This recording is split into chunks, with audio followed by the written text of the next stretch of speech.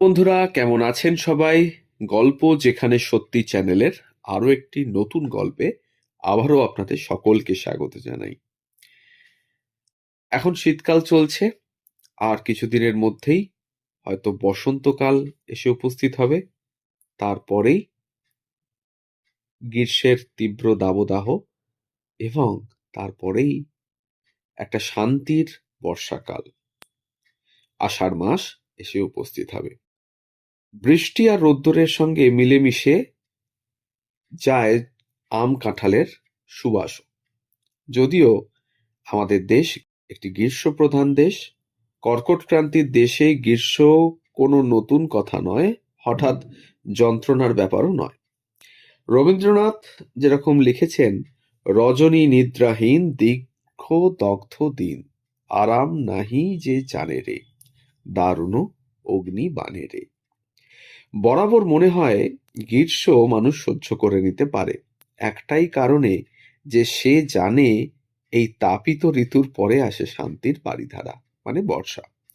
গাছগাছালি, রাস্তাঘাট, বাড়িঘর সব সিক্ত হয়ে বৃষ্টির ধারা স্নানে সিক্ত হয়ে যায়। বাংলার মানুষও ভিজে ওঠে, গান আসে তার জীবনে। এমনিতে বর্ষার বহু গান আছে, রবীন্দ্রনাথ ঠাকুরের প্রখ্যাত সব গানগুলো তো আছেই, সঙ্গে বাংলা ছায়াছবির কিছু গান বাঙালি মানুষে ভর করে থাকে। সেসব গান শুনলে মনে হয় যেন বৃষ্টি নেমে এলো। গানগুলোতে বর্ষার মন্ত্র রাখা আছে যে। তবে আরও কিছু গান থাকে যেগুলো হয়তো বাংলা ভাষায় গীত নয়, কিন্তু ওই বৃষ্টির গান বলে যেন বাড়ি ফেরার এক তাগিদ অনুভূত হয়। গানটা ছিল আপকে সাওয়ান ঘর আজা, মিয়া মল্লারের সুরে অপূর্ব এক ঠুমরি। আর গাইতেন কে? বেগম আখতার। বেগম আখতারের কণ্ঠস্বরের প্রতি বাঙালির এত টান কেন? হ্যাঁ, ঠিক ধরেছেন। আজকের গল্পটা গ্রীষ্মকাল নিয়েও নয়, বর্ষাকাল নিয়েও নয়, রবীন্দ্রনাথ ঠাকুরের গান নিয়েও নয়। আজকের গল্প আখতারি বাই বা বেগম আখতারকে নিয়ে, তার জীবনের কিছু দিক আপনাদের সামনে তুলে ধরব। তাই আবারও মনে করিয়ে দিই, আমাদের চ্যানেলে নতুন হলে অবশ্যই আমাদের চ্যানেলটিকে সাবস্ক্রাইব করে পাশে থাকবেন, বেল আইকনটিকে প্রেস করে নেবেন যাতে পরবর্তী গল্প খুব তাড়াতাড়ি আপনাদের কাছে পৌঁছে যায়। আর যদি ভালো লাগে, লাইক, কমেন্ট আর শেয়ার করতে ভুলবেন না। এমন নয় কোনো অবাঙালি সঙ্গীত শিল্পীর প্রতি বাঙালির ভালো লাগা নেই, বরং রসিক বাঙালি সংস্কৃতির যত সূক্ষ্ম উদ্ভাবন আছে সবেরই আস্বাদন করেছে। মেয়েটির নাম বিপ্পি। যমজ এক দিদিও ছিল, তার নাম জোহরা। মা মুস্তারি বাই। সারাদিন পরিশ্রম করতে হয় বাইরে বাইরে, না হলে যে ছোট মেয়ে দুটিকে বাঁচাতে পারবেন না তিনি। এদিকে ঘরে বাইরে শত্রু। ভালোবেসে বিয়ে করেছিলেন লখনৌয়ের আইনজীবী সৈয়দ আসগর হোসেনকে, কিন্তু কোথায় সম্ভ্রান্ত পরিবারের ছেলে সৈয়দ সাহেব, আর কোথায় তিনি ফৈজাবাদের এক সাধারণ ব্যাপারীর মেয়ে। স্বামীর ঘরে যাওয়া হয়নি কোনোদিন, মেয়েরা পায়নি পিতার পরিচয়। তাও সৈয়দ সাহেব আসতেন প্রথম দিকে, তারপর একদমই বন্ধ করে দিলেন সমস্ত দরজা। মুস্তারির নিজের আত্মীয়দের সঙ্গেও চলছে সম্পত্তি নিয়ে ঝামেলা। একদিন বাড়ি ফিরে দেখেন ঘরের মেঝেতে অচৈতন্য হয়ে পড়ে আছে দুই মেয়ে, মুখে গ্যাঁজলা। ফুটফুটে শিশুদের মুখে বিষ তুলে দিয়েছে কেউ বা কারা।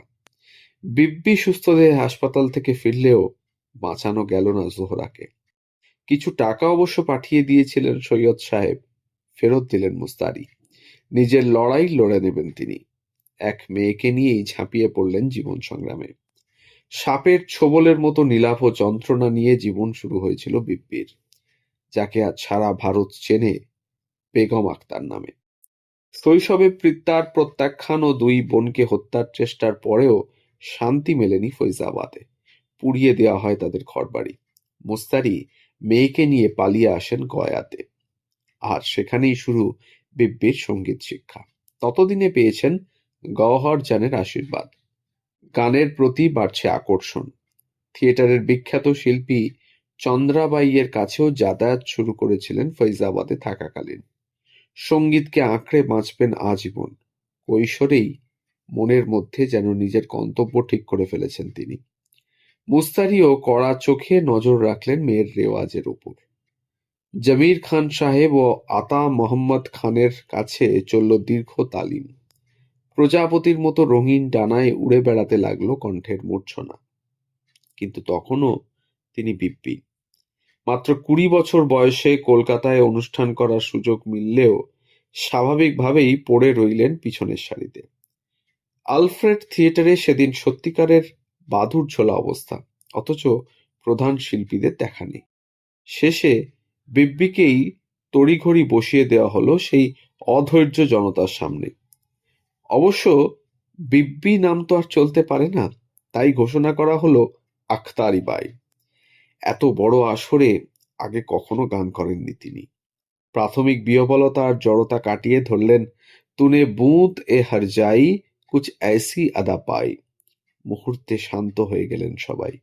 টানা ১ ঘন্টা চলল শুধু তাঁরই কণ্ঠের খেলা। শ্রোতার আসনে থাকা সরোজিনী নাইডু পরের দিন পাঠিয়ে দিলেন একটা খাদি শাড়ি।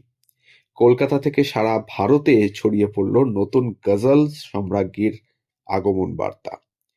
১৯৩৬-এ ঘটে যায় এক মজার ঘটনা। কলকাতার রেডিও স্টেশনে তাকে সবকিছু ঘুরিয়ে দেখাচ্ছিলেন অভিনেত্রী নার্গিসের মা জড্ডন বাই। হঠাৎ তাকে একটা ঘরে বসিয়ে বললেন দাদরা গাইতে। তিনিও খোলা মনে গেয়ে দিলেন। গান শেষ হতেই জড্ডন বাই জানালেন এই মুহূর্তে সারা ভারতবাসীর কাছে ছড়িয়ে পড়ল তার গান। ১৯৩৭ সালে মেগাফোন থেকে প্রথম ২টি রেকর্ড মুক্তি পেলেও জনপ্রিয়তা পায়নি একেবারেই। কিন্তু পরের অ্যালবাম বাজাহাদ লখনভীর লেখা দিওয়ানা বানানা হ্যায় তো দিওয়ানা বানা দে গানটি আক্ষরিক অর্থেই সারা ভারতকে তার দিওয়ানা বানিয়ে ফেলল। তার আগে কলকাতার একাধিক থিয়েটারে গান গেয়েছেন। সেই সূত্রেই ডাক মেলে মুম্বাইয়ের চলচ্চিত্র জগতে। ১৯৪২ পর্যন্ত টানা কাজ করার পর ফিরে আসেন মুম্বাই থেকে। বিবাহের প্রস্তাব পান লখনৌয়ের প্রখ্যাত ব্যারিস্টার কাবুলির নবাব ইশতিয়াক আহমেদ আব্বাসির কাছ থেকে।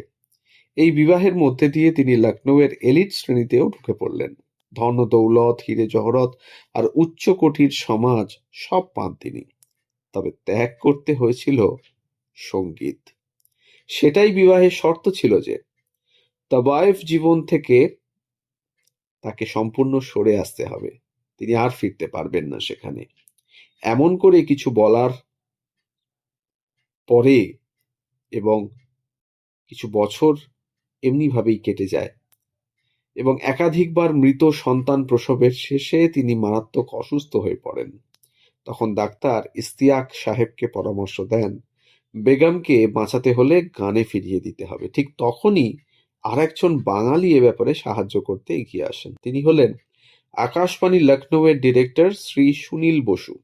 তিনি ইশতিয়াক সাহেবকে বহু অনুরোধ করে বেগম আক্তারের গান রেকর্ড করেন এবং বেগম আক্তার গান গাইবেন বলে গ্রামাফোন কোম্পানিও গান রেকর্ডের প্রস্তাব দেয়। বেগম আক্তার ধীরে ধীরে গান শিখতে এবং শেখাতে শুরু করেন। সঙ্গীত জীবনের এই দ্বিতীয় ইনিংসে তিনি আর আখতারি বাই ফৈজাবাদী নন, তার নবজন্ম হয় বেগম আক্তার নামে। অনেক পরে ১৯৫৮ সালে শেষবারের মতো সিনেমার পর্দায় দেখা মিলল তার। সিনেমার নাম সবাই জানেন, জলসাঘর। পরিচালক আর কেউ নন, সত্যজিৎ রায়। প্রথমে অবশ্য রাজি ছিলেন না ফের সিনেমায় অভিনয়ে। শেষ পর্যন্ত স্বামী নবাব ইশতিফাক আহমেদ আব্বাসের অনুমোদনে রাজি হন। বংশী চন্দ্রগুপ্তের সেট দেখে তিনি তো অবাক। এ তো পুরো লখনৌয়ের পরিবেশ। জমিদার বিশ্বম্ভরের নাচঘরে বিরাট আয়নার সামনে ঝাড়বাতি পরিবেষ্টিত বেগম আক্তার তানপুরা ফেলে গাইছেন। পরনে ভারী বেনারসি, গা ভর্তি গয়না, মাথায় হালকা ঘোমটা আর একটা রত্নখচিত হেয়ার ব্যান্ড। বেগম আক্তার ধরেছেন ভর ভর আই মরি আঁখিয়া পিয়া বিন। বাংলা ছায়াছবির এই দৃশ্য বিশ্ব সিনেমার ইতিহাসে অমর হয়ে গেছে। এরপর বাংলা আর কলকাতার সঙ্গে বেগম আক্তারের সম্পর্ক পুনরুজ্জীবিত হলো। তিনি ঘন ঘন আসতে শুরু করলেন এই শহরে। তরুণী বিবি যখন এসেছিল সে ছিল আলাদা মিহি কণ্ঠস্বর শাস্ত্রীয় সঙ্গীতের ঝকঝকে ছাত্রী। বয়স 15 কি 16। আর এবারে যে বেগম আখতার এলেন তার কণ্ঠস্বর ভঙ্গুর, কিন্তু টলটলে সুরে ভেজা। গানে স্বর লাগান যখন মনে হয় মেঘ কাঁদছে, আর বিব্বির কণ্ঠের আবেদন ছিল শিক্ষানবিশের। বেগম আখতারের কণ্ঠ তখন শুধুই আবেদনময়, হাজার হাজার দর্শক শ্রোতাকে মোহিত করে দিতে পারে। কিন্তু বেগম আখতার কলকাতায় নিয়মিত আসছেন, অথচ বাংলায় গান গাইবেন না, তা কি করে হয়? উদ্যোগ নিলেন আর কেউ নয়, সুরসাধক জ্ঞান প্রকাশ ঘোষ। তার ডিকসন লেনের বাড়িতে রচিত ও সুরারোপিত হল একের পর এক কালজয়ী বাংলা গানের। বেগম আখতারের কণ্ঠে কোয়েলিয়া গান থামা, প্রিয়া ভোলো অভিমান, ফিরায়ে দিও না মোরে শূন্য হাতে, চুপি চুপি চলে না গিয়ে, ফিরে যা বনে, কিংবা জোছনা করেছে আড়ি, আসে না আমার বাড়ি। গানগুলি বেশিরভাগই জ্ঞান প্রকাশ ঘোষ কৃত হিন্দি উর্দু গানের বাংলা ভাবানুবাদ। কণ্ঠে তার অমৃতের স্পর্শ, স্বয়ং দেবতারা যেন সাধুবাদ পাঠান অমরাবতী থেকে। সঙ্গীত তার কাছে ঈশ্বর সাধনার আর এক নাম। গজল, ঠুমরি, দাদরার জাদুতে দিওয়ানা করেছেন বহু অনুরাগীকে, আর জোছনা করেছে আড়ি বলেও রাতের আঁধারে জ্বালিয়ে দেন নক্ষত্রের আলো। ঠিক ততটাই বিষ ছড়িয়ে আছে তার ব্যক্তিগত জীবনে। ধর্ষিতা হতে হয়েছিল এক রাজার কাছে, একের পর এক মৃত সন্তান ধরেছেন গর্ভে। জীবন সে তো সুরের মতো ঘুরতে থাকে খাদের ধার ঘেঁষে। শত যন্ত্রণার ওপার থেকে আসা সঙ্গীত, ঈশ্বরের আহ্বান, একমাত্র জ্বলতে থাকে আলো হয়ে। সেই নিশানকে অনুসরণ করেই বিব্বি হয়ে ওঠেন আখতারি বাই, এবং সমুদ্র মন্থনের হলাহলের ওপার হতে উঠে আসা অমৃতের স্পর্শে হয়ে ওঠেন সঙ্গীতের বেগম, মানে বেগম আখতার। এই ছিল আজকের প্রতিবেদন। গজল সম্রাজ্ঞীর বেগম আখতারের জীবনের কিছু তথ্য আমরা তুলে ধরলাম আমাদের চ্যানেলের মাধ্যমে। আশা করি এই গল্প অনেকের জীবনে অনেক অনুপ্রেরণা যোগাবে।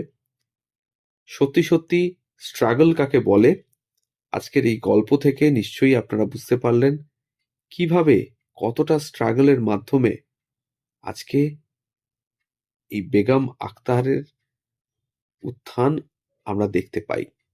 আজ তিনি হয়তো আমাদের মধ্যে নেই, কিন্তু তার সৃষ্টি বহু গান, তার গাওয়া বহু গান আজও রয়ে গেছে এবং আগামী দিনেও রয়ে যাবে, যতদিন বাংলার সঙ্গীত সংস্কৃতি থাকবে। এই কামনা করি। সবাই ভালো থাকুন, সুস্থ থাকুন, আর শুনতে থাকুন গল্প যেখানে সত্যি। আমরা থাকছি প্রতিদিন ঠিক সকাল 9টা থেকে 9টা 30 মিনিট। ধন্যবাদ।